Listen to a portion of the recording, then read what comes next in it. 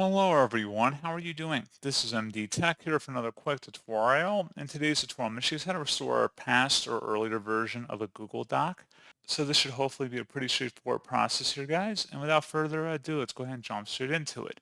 So I have to do is select the File tab at the top left, and then go down and select where it says Version History, and then select See Version History. Select the version you want to go back to, and then select Restore this version at the top, select Restore, and that's what you have to do. So a pretty straightforward process, guys, and as always, thank you for watching. I do hope that was able to help you out, and I do look forward to catching you all in the next tutorial. Goodbye.